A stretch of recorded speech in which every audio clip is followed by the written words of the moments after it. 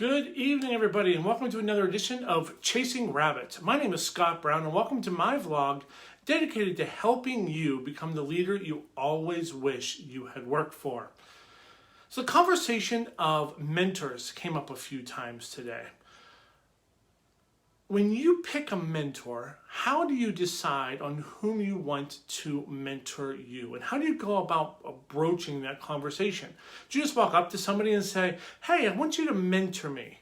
Or is it something more subtle, as in maybe you spend time with them, get to know them, see if there's a connection where you mentor them and they mentor you?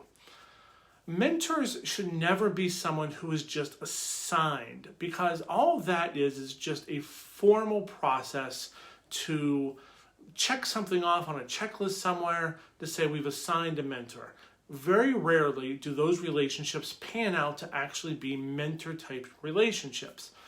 The best mentor relationships happen organically, where two individuals come together, form a relationship, where they have a reciprocal learning that each of them help each other develop. Both parties are getting something from the relationship.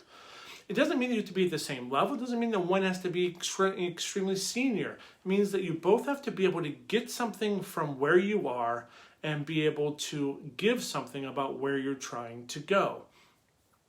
It doesn't necessarily mean also that they have to be in the same field as you, that they need to be wherever you're trying to go. You may learn something from a mentor that you never expected to learn. They might uncover something within you that you didn't know was covered in the first place, and vice versa. I bring this up because oftentimes when we think about mentors, we think that is the person that is going to help us move forward. I'm here to tell you that while mentoring is incredibly important within professional and personal development, it's not the most important part. The most important part is whom you surround yourself with on a regular basis. There was a motivational speaker years ago named Jim Rohn who said, you are the average of the 5 people with whom you spend the most time with.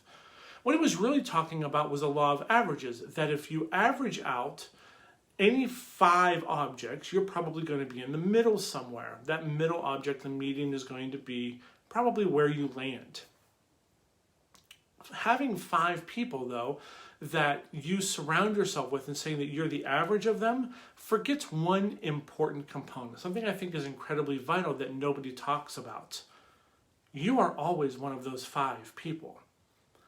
If you are not speaking to yourself and setting yourself up the way you would someone else in a mentor-type relationship, the way you would if you were leading somebody, then you are setting yourselves back. You are lowering your average.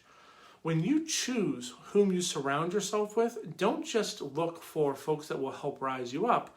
Make sure that you yourself are open to being raised to a new level, that you are open to growth and prosperity, and you are open to becoming a better version of yourself. If you're holding yourself back, then you being one of those 5 people doesn't help anybody whatsoever. In these times when we are all locked within inside our homes and we don't necessarily have physical contact, you're really not going to be surrounded by a lot of people anyway. However, that doesn't mean that you can't reach out and form virtual relationships with others with whom you have respect for. You have the ability, even though you're locked in your own houses, you still have the ability to perpetuate relationships that started when you knew people in person. Because we're all locked away, we also have the opportunity to reach out and meet people with whom we may have never crossed paths before, because everybody's online and it's not so weird to get invited to do something on Zoom with somebody who maybe you have just a casual relationship with. Everybody is on Zoom now. It's not such a creepy thing of showing up at somebody's office or showing up to have coffee with somebody. There's not that physical interaction. You're on Zoom. It's safe. So consider whom you're spending your time with.